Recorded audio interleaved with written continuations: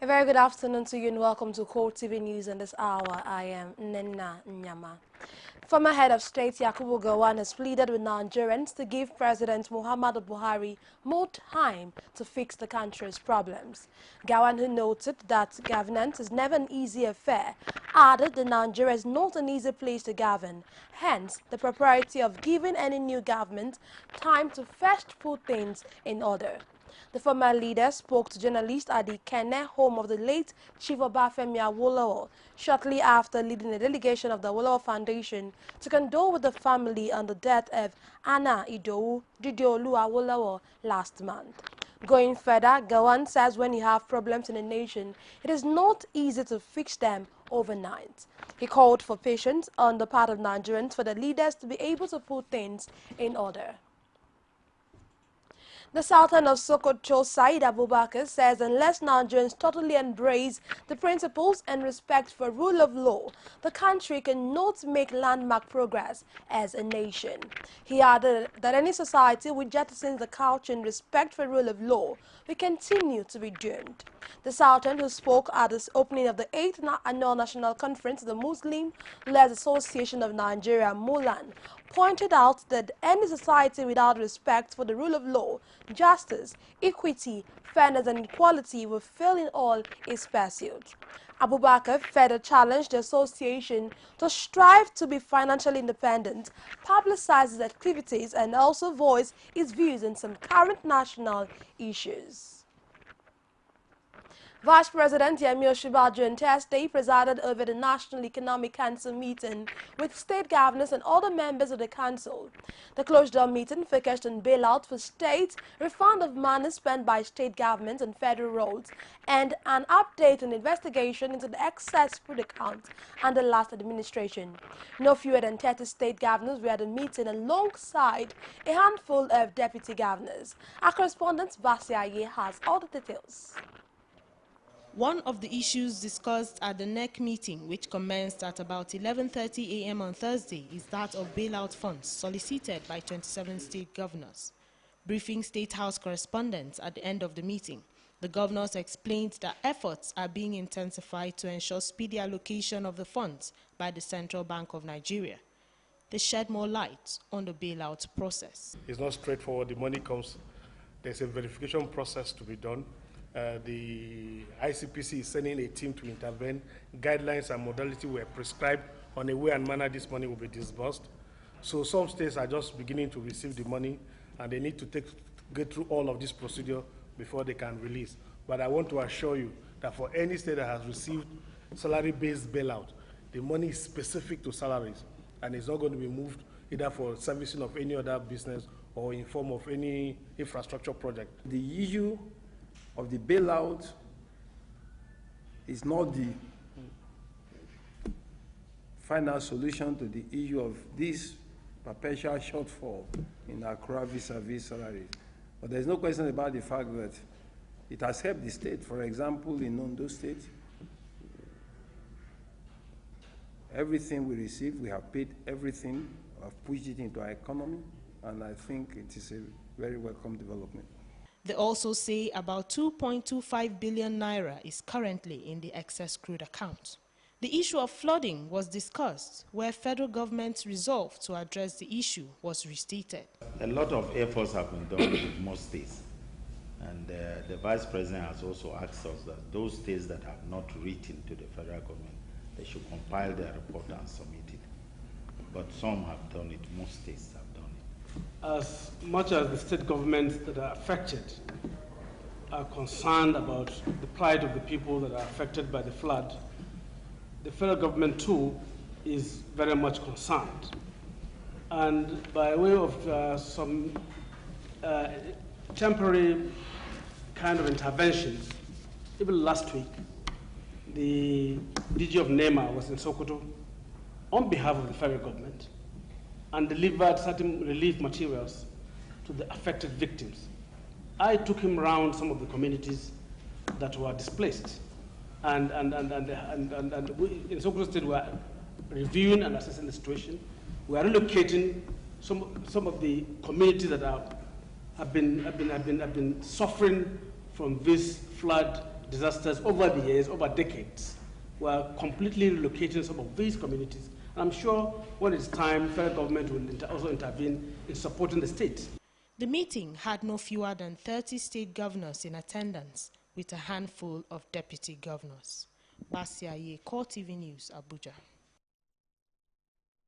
The Kaduna State Governorship Election Tribunal on Thursday upheld election of the governor Nasir El-Rufai of the All Progressive Congress. It dismissed the petition filed by the All Progressive Grand Alliance candidate Polycarp Danladi on the grounds that it lacked merit. Delivering the judgment, which lasted more than 7 hours, Tribunal Chairman Justice Adebayo Adebara said the counsel to the petitioner failed to prove his case.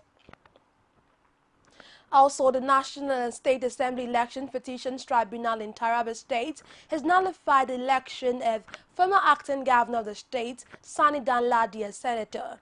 The decision was based on the petition filed by Sani Kone of the All Progressive Congress.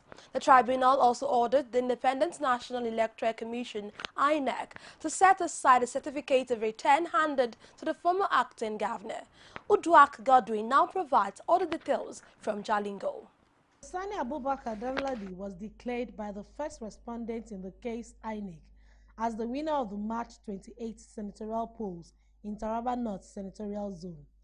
But this didn't go down well with the APC candidate, Sani Ali Kona, who approached the tribunal demanding that the election be nullified.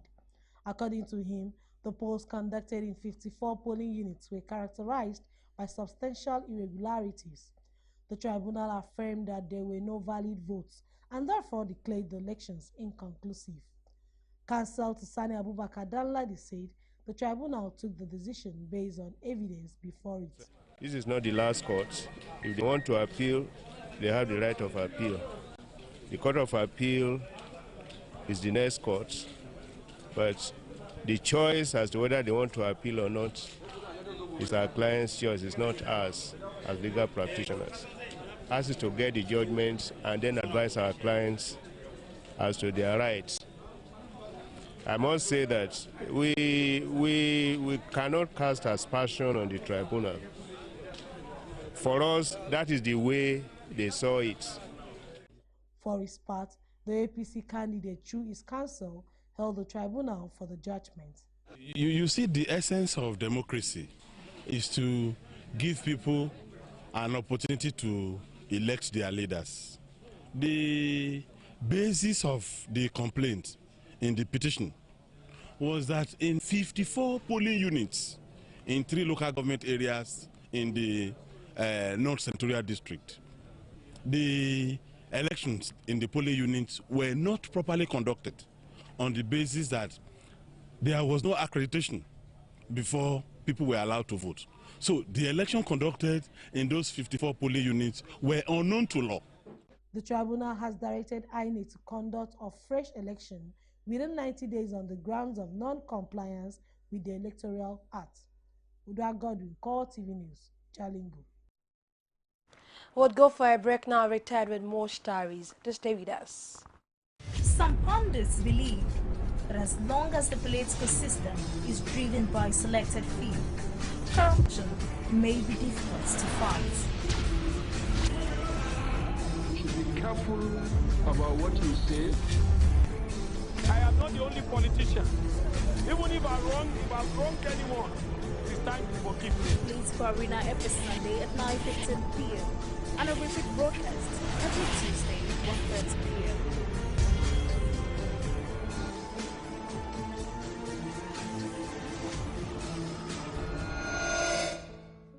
You're still watching CoreTV News and this hour. For more than news stories, join us on the social media platforms, facebook.com/CoreTV News. On Twitter at CoreTV News NG. And on our YouTube channel, youtube.com/CoreTV, leave a space, news. The National President, the National Union of Textile, Garment and Tailoring Workers of Nigeria, Oladele Hunsu, says any state that is still owing workers, despite the financial intervention of the federal government, is evil and should be condemned by all well-meaning Nigerians. The Labour leader made this known while speaking to newsmen in Tailoring, the Kwara State capital.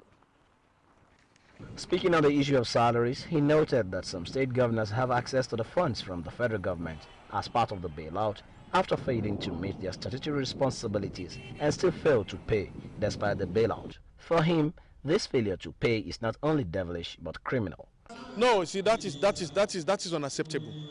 It's very unacceptable because the contractual agreement between the employer and the employee is that the employee works for you, the employers pay. The employees have fulfilled their part of the bargain by working. So government have no excuse not to pay. So it is criminal, it is illegal, it is unacceptable. So we want to call on all governors that are still owing workers to pay forthwith without further delay. And we equally heard that the bailout fund that was given to the governor is being diverted.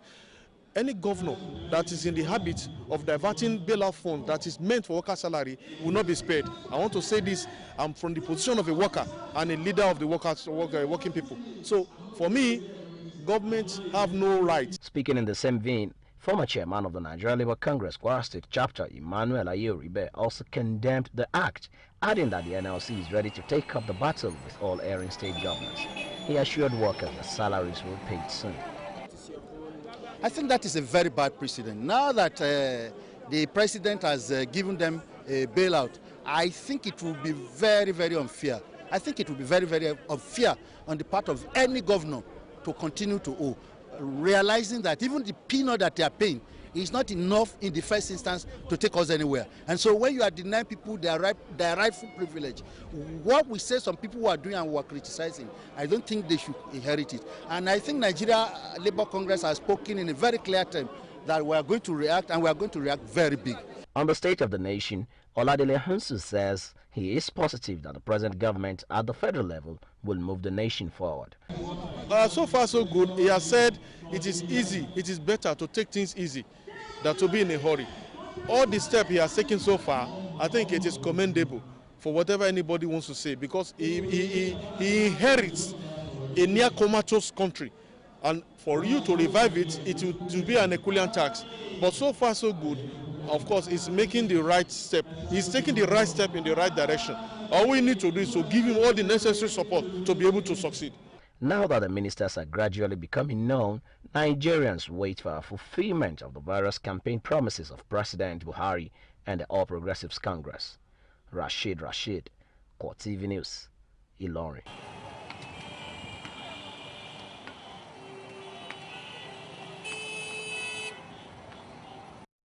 The leadership of the People's Democratic Party, PDP, says it has recovered from the shock occasioned by its loss of power at the center in the last general election. Speaking after its National Executive Committee meeting, the acting national chairman of the PDP, Uche Secondus, who presided over the meeting, says the loss afforded the party to do some soul searching.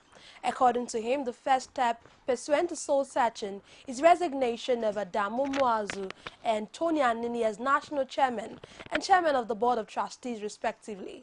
Secondus called the attention of all Nigerians to what the party described as selective implementation of the ongoing anti-corruption fight, saying the members of his party had been singled out for persecution. Also, speaking at the event, Ondo State Governor Olusegun Mimiko added that the PDP liberalized the democratic space in the 16 years it held power at the center. The Taraba State House of Assembly has confirmed 20 persons for the position of commissioners in the state. The lawmakers arrived at the resolution after the screening of the nominees. Our correspondent Udwa Godwin gives us details of the story.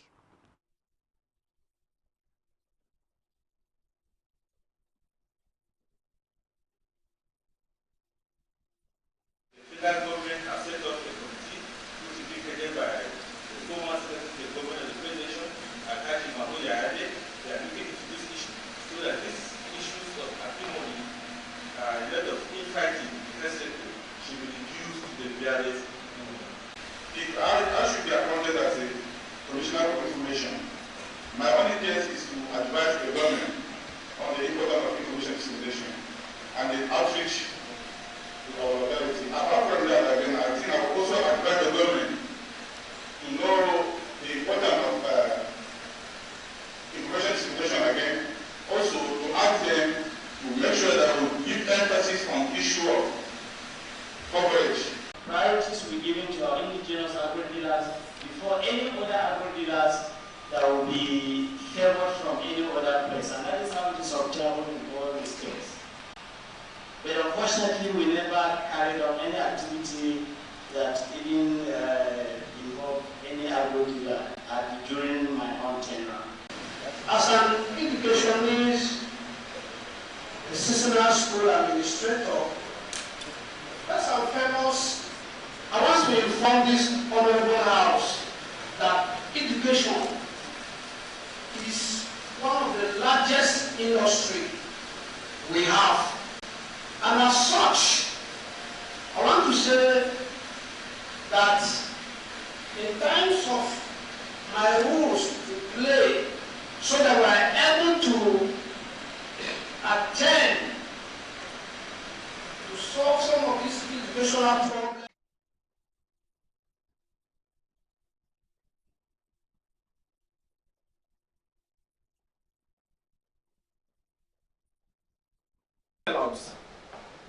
Number one, the qualification of a commissioner, and all of them qualified.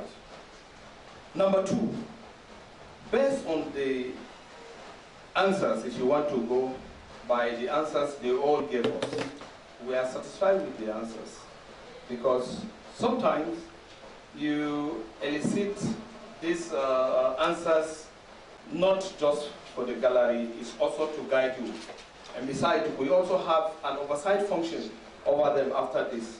So if a commissioner is lacking, I think during the oversight functions, the honorable members or the committee concerned will raise alarm. But for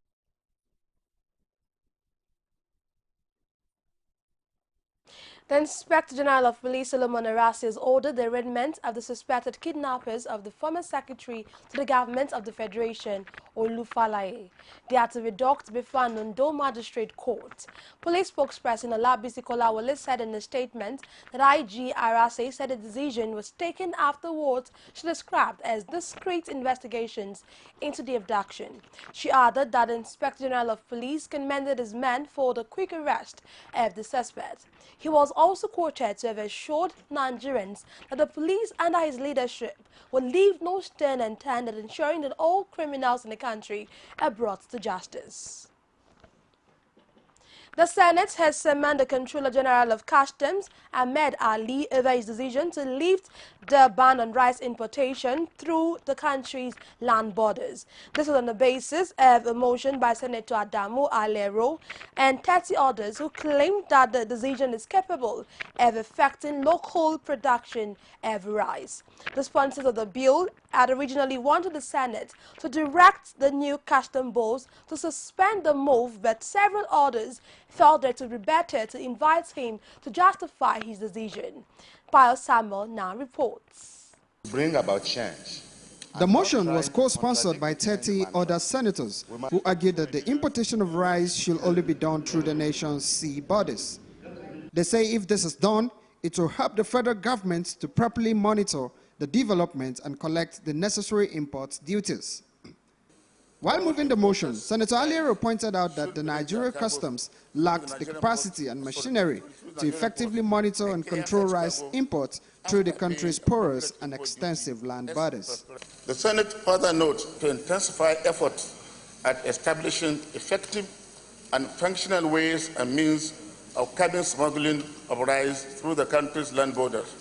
And thirdly, all importers of rice should bring their cargo through the Nigerian Port Authority, through the Nigerian ports, and clear such cargo after paying appropriate import duty as prescribed in the Nigerian tariff. He maintained that the step will hamper local production at a time Nigeria was heading towards self-sufficiency in rice production. The Senate considered that between 2010 and 2015, over 15 new rice mills have been established across the country by private investors and has provided employment to millions of Nigerians, either involved in production of paddy rice or milling of rice. While debating the motion, some senators urged the Senate to invite the Comptroller General of Customs to explain why the ban was lifted. They argued that the reason might be in national interest, but first, the CG has to justify his decision. Whether rice is imported through the borders or through the seas, it is doing serious harm to our economy. In this era of dwindling revenue, and our government doing everything it can to preserve our foreign reserve, we cannot afford to continue to enrich farmers in Vietnam, in Thailand, in China, in Indonesia, while we continue to impoverish our own. Everybody knows there is great activity of smuggling of rice through our land borders every day of the week, the month, and the year.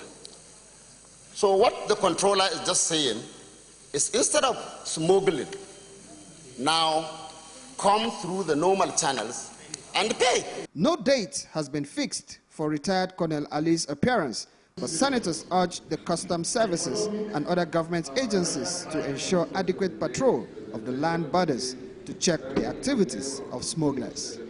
Pyre Samuel, CoreTV News, Abuja.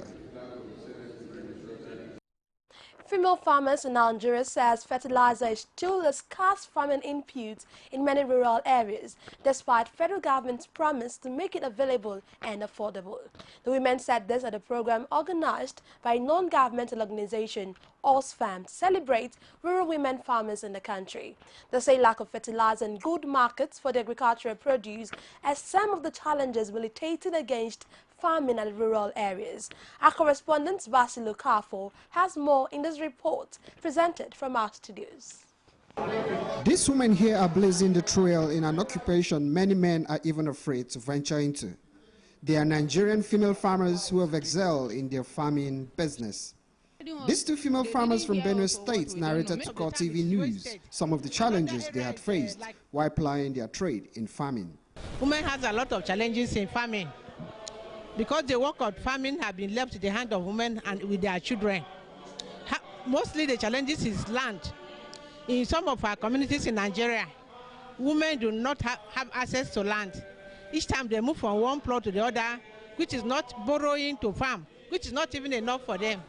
And because when a woman wants to do work, he works very well. When he has a good yield, the owner of the farmer may be jealous and drive him from the farm. Farm is a major problem. We also have a lot of problem of marketing of processing. If you go to Benue State, most of the crops that women are being farmed are being wasted. In fact, we have been crying, we have been talking, but we don't know whether the federal government are not hiding us. They didn't hear us or what, we don't know. Maybe they hear us. So what we want the federal government to do to us, they should please help us. If the method they use in disposing fertilizer, since it is not working, they should maybe give the fertilizer through NGOs that they are working with small-scale farmers directly. Maybe if they follow that channel, the fertilizer will reach us.